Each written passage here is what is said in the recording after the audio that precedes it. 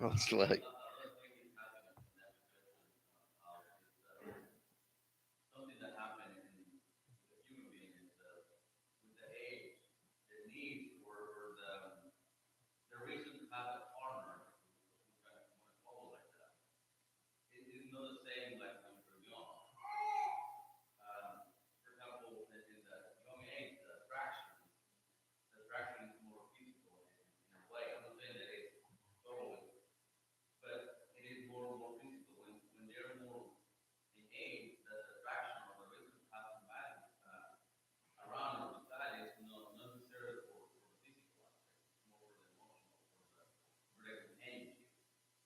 yeah,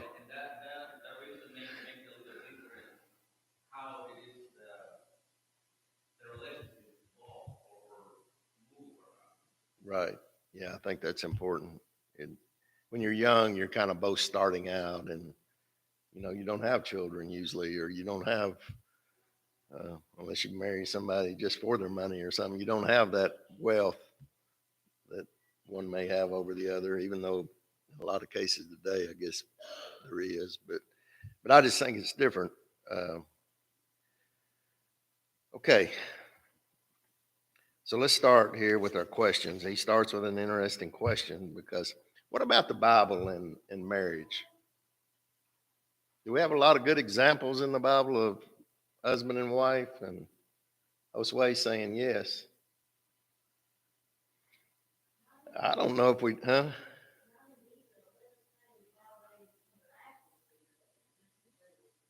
Yeah, I mean there is some detail, but there's not. And well, tell us, Josue, what is a good example of marriage in the Bible?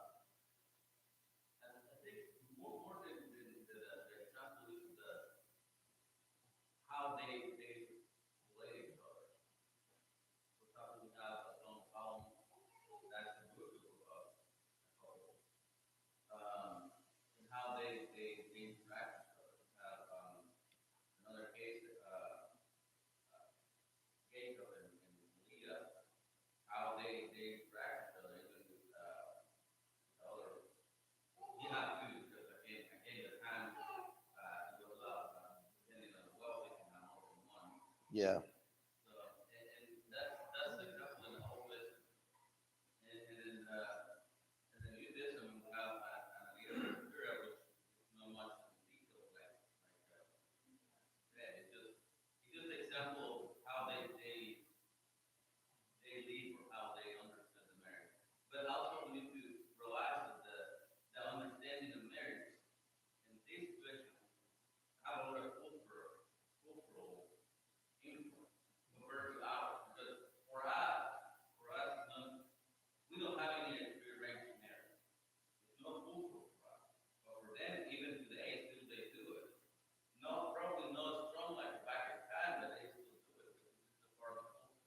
yeah,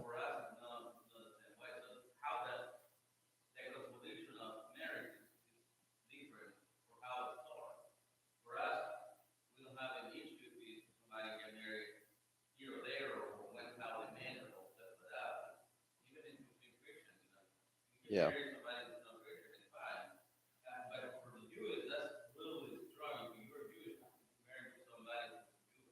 right,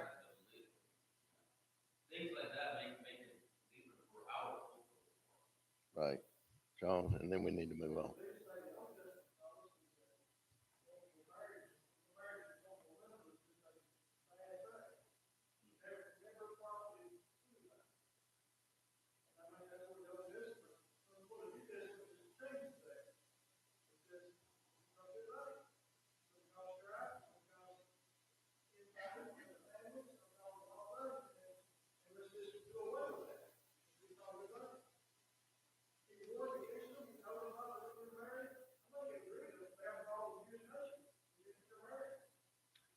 Yeah, yeah, I think it's hard for us maybe, and um, but as you go through the New Testament, there's not a lot of Aquila and Priscilla. That's who you mentioned, right?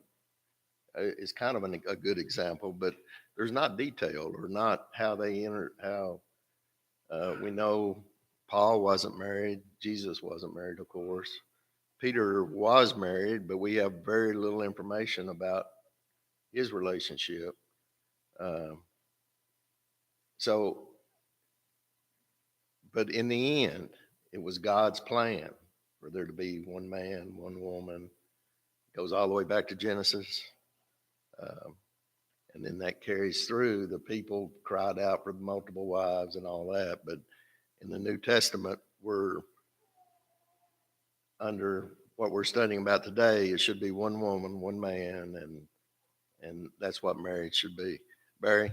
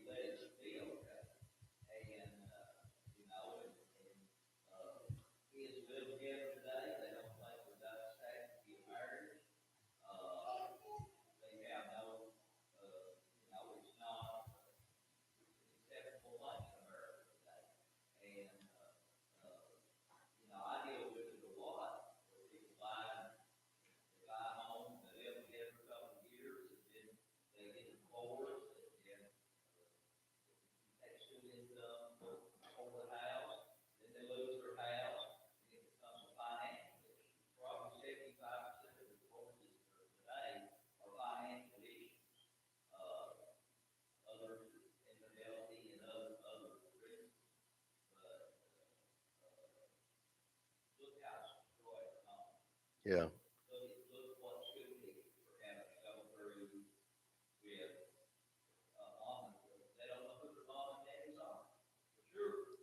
Right. You know, and that's interesting when you bring our country into this and where we're headed as a country. Where I went to church last Sunday, the preacher talked about they were getting ready to send this young couple on a mission trip, and so he was talking. Where do you think that Christianity is growing the fastest today? I'm talking about Christianity now. Where is Christianity growing the fastest today? Yeah, that's what I would have said too. But he said China. You know, that's amazing to me. And by 2050, they estimate that over 50% of the Chinese people will be Christians. Or, you know, that's broad spectrum. I'm not saying. Uh, and then eventually, you know, if those people, because they've lived under this oppression, you know, our country seems to be going the other way. Eventually, who knows who will be the strongest country in the world, not only militarily or economically, but that God's blessing. I'm not sure it'll be our country in 100 years if we're all here, or if our grandchildren are here in 100 years. But it's something to worry about, something to think about. Uh, you know, some other country may be the power. Uh, we've been so blessed in this country that we could be here freely this morning, pretty much assemble and worship God as we choose. I mean, people have sacrificed in this country, but I don't know how much longer we can keep going down the path we're going that Barry was alluding to, kind of is what I'm saying. I mean, it's some of the things today are beyond my thought process, even in our schools or wherever. All right, let's look at these questions. What does the love between Naomi and Ruth or David and Jonathan illustrate? Now, how this relates to marriage, uh, I mean, these are, but what does it illustrate?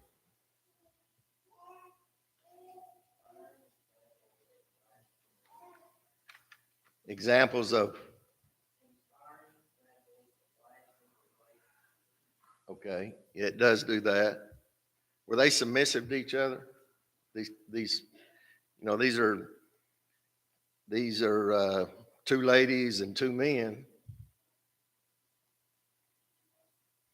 I think they probably were for them to be that close and that good of friends. I don't think there's homosexuality here that some people might suggest. I don't.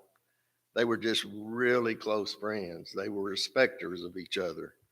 They was they they had a special bond, and there's nothing wrong with that. Um, we know Naomi and Ruth. That story. She married. Naomi was her. Uh, I lost the word. Not father-in-law, but yeah, is it father-in-law? That's right. Yeah, father-in-law, uh, mother-in-law. Uh,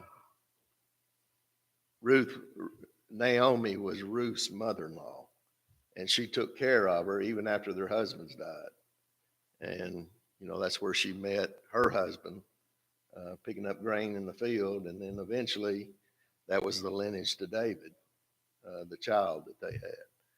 But and then David and Jonathan, everybody knows that story. Jonathan protected David basically from King Saul, uh, and they made pledges and promises to each other that they would protect each other. And Jonathan fulfilled all those promises. That was God's plan that David would be king. And Jonathan realized that even, but still he was favorable to David. And then David was good to Jonathan's offspring. Uh, so they had a special relationship and a love for one another.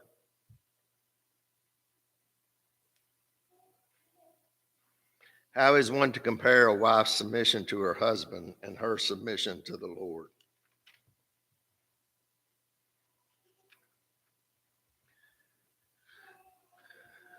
What does it mean to be submissive to the Lord?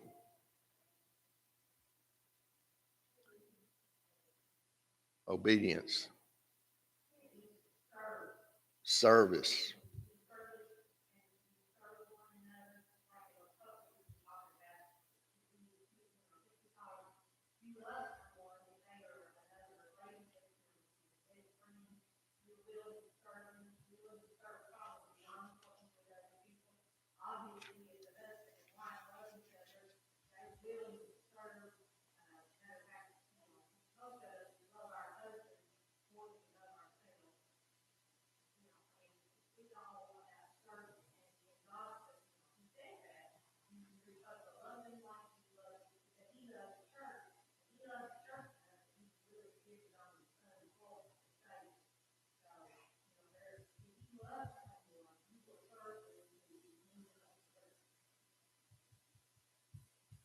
Very well said. I'm sure everyone could hear that. Yeah, it is service really, and it's service without grudging or without uh, having bad feelings about it. If you're really submissive, uh, you don't you don't you don't do stuff to get repaid for doing it, or um, you could go down the list there.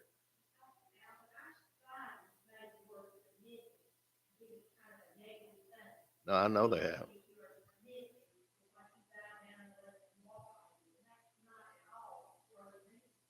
Right.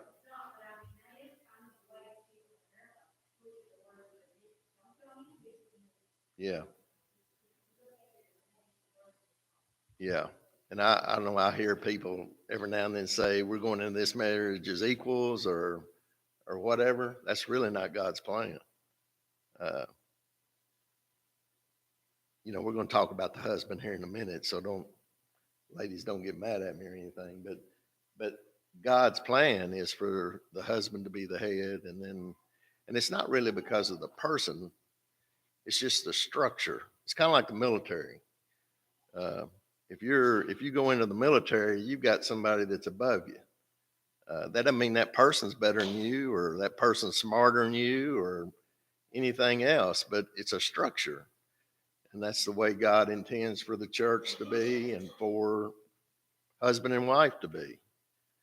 Uh, Now, for that structure to work, the man has to love his wife and really be as submissive to her in the end as she is to him for it to work.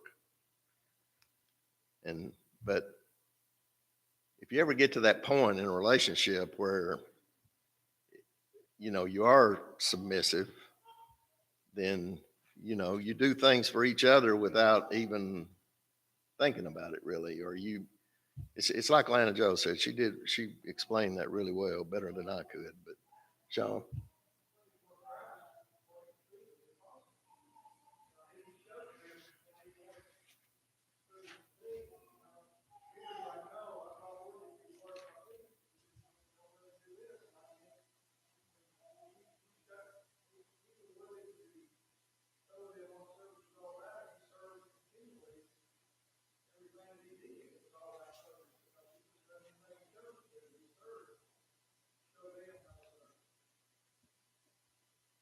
Yeah, yeah. Christ was the example, uh,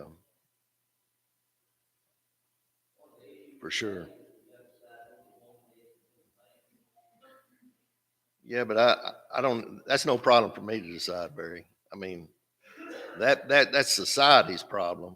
But well, but well, I think everyone in here though would say that a man can't marry a man, or a woman can't marry a woman, or uh,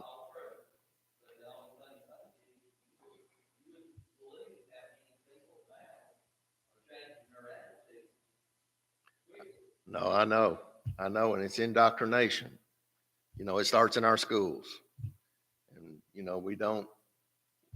I hate to say that, but we see that all that stuff in schools is, and that's where it starts. I believe that.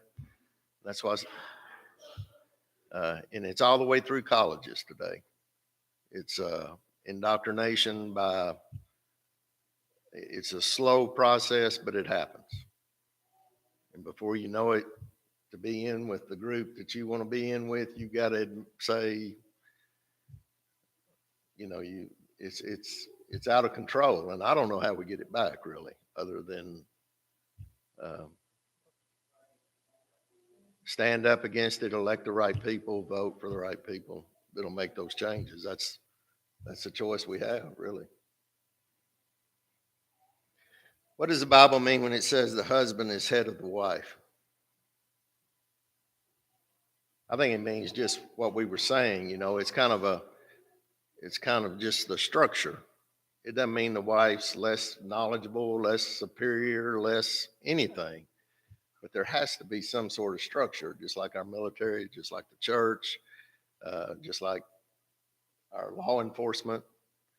Uh, there has to be a structure. And in God's plan, the husband in the husband and wife relationship was to be the head. Yes, Sean.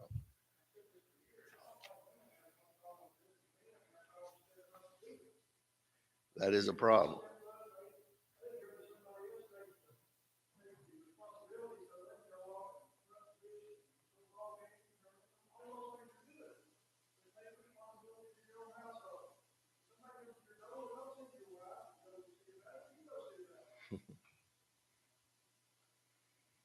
Depends on what it is in my.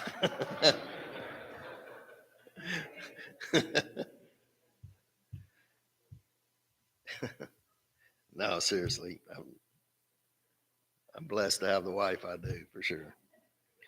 What emotion is to guide a man in his feelings toward his wife? Uh, what emotion? Respect, love, but respect for his wife for sure. Uh, in husbands, love your wife just as Christ also loved the church and gave himself for her. So, I think that states it all right there. If husbands are supposed to love their wives just as Christ loved the church. And if you love your wife, And none of us can, I mean, that's a goal to set, but in reality, we all make mistakes. We all sin. We all mess up, but that's what we ought to strive to do. And if you strive to do that, then your wife will be submissive in most cases to and respect their partner. What did Christ do for the church that illustrates his love for his people? We just said that, huh? Yeah, gave himself for it, or died for the church, died for us.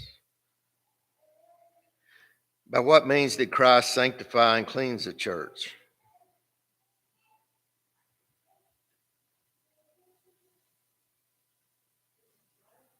With his blood. You know, in verse 26, it says that he might sanctify and cleanse her with the washing of water by the word, that he might present her to himself a glorious church, not having spot or wrinkle or any such thing, but that she should be holy and without blemish. You know, there's a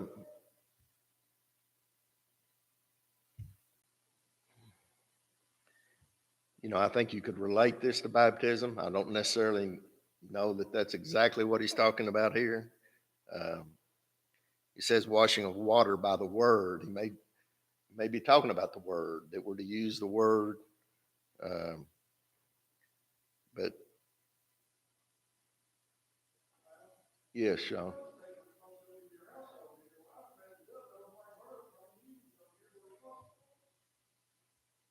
Yeah,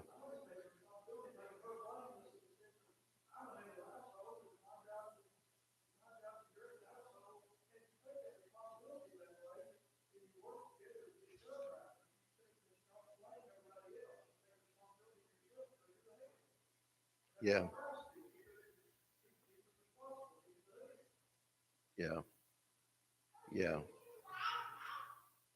And he was head of the church.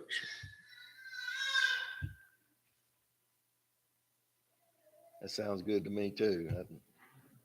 Some of these questions, but whom did Paul say a man ought to love in the same way he loves his own body? His wife. Yeah. Where in the Old Testament does the Bible say a man is to leave his father and mother and be joined to his wife? It's in Genesis, I know. Yeah. So all the way back to the beginning, God intended for there to be a man and a woman to make a unit, husband and wife. Now we know over the years it was abused during the Old Testament. It's been abused today, uh, but that's not God's intention. And to live a Christian life, I think we have to follow what God intended and what He commands us to do. In what way are in what way are Christians members of the flesh and bones of their Lord?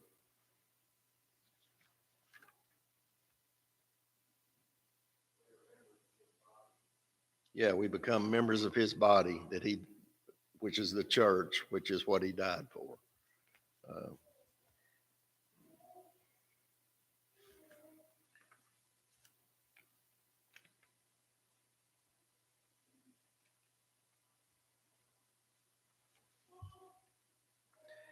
what did Paul say was a great mystery?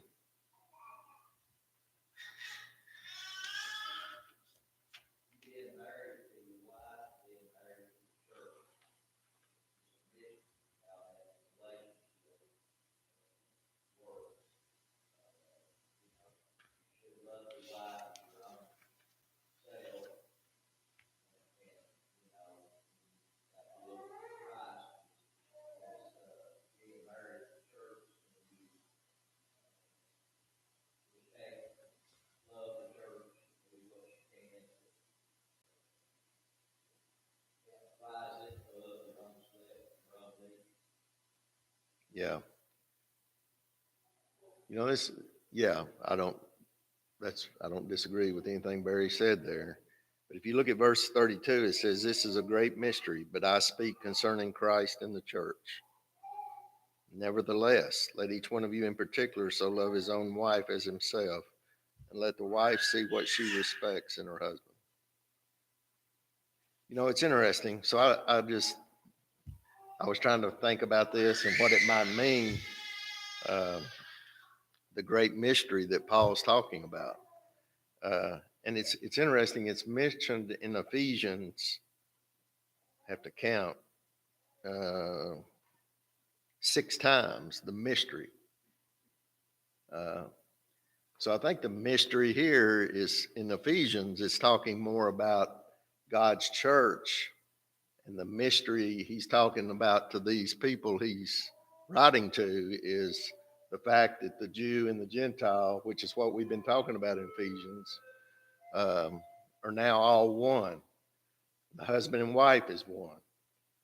Uh, if you kind of correlate it to the whole book, I think you could draw that conclusion.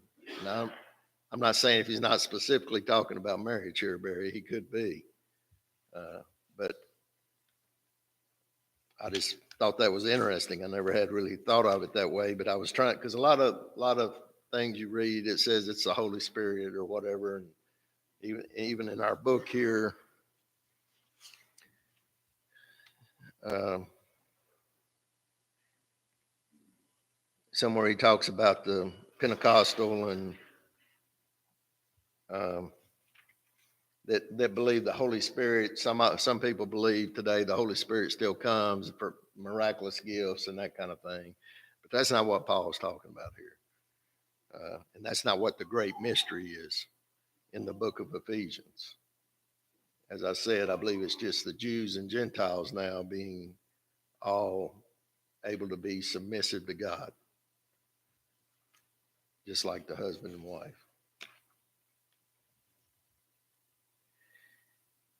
Okay, we got another minute or two here. Is there a difference between friendship and love? How are they different and alike? Should a marriage partner be a lover, friend, or both? Is there? We'll take them one at a time. Is there a difference between friendship and love? I think it depends on which type of love you're talking about. You know, there's how many words for love in the Greek? 4, 3 or 4? 3. So, you know, it depends on what type of love you're talking about, really, whether it's sexual desires or just friendship. I think there's types of love that where you could be friendship. You could have friendship and love. I know I've got friends that I love, or I feel like I do. It's out of respect and those kind of things. And how are they different and alike? I just talked. Should a marriage partner be a lover, friend, or both? It takes it all, doesn't it? Yeah, to be successful today. Is it a good thing that marriages today are expected to be built on romantic love? What is the advantage of an arranged marriage? That's an interesting question.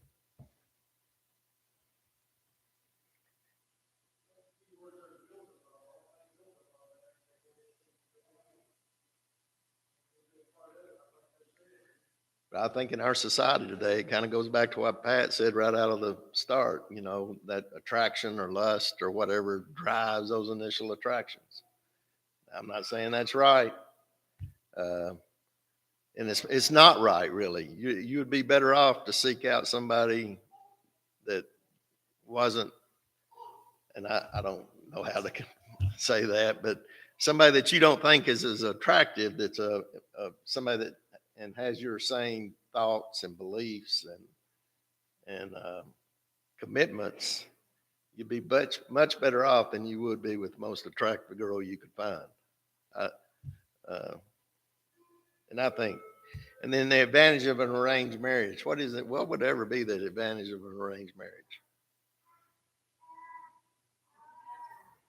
You'd have somebody. That's good. Yeah, you would have somebody. And in that culture, when they arrange marriages, uh, you know, divorce was almost out of the question. So, you know, most of the time, it wasn't about looks or that kind of thing. It was about similar And I'm not saying arranged marriages are good. Don't misunderstand me. But if you, and I'm just trying to think of a way the advantage might be to an arranged marriage, but you would have similar families probably, and I don't mean this in the wrong way because they don't really arrange the marriages, but our Mennonites and Amish today, some of them move to another group, or two groups have split off and move together just so their children can find somebody to marry. That's not really arranged, but in some senses it is. Like principles, yeah.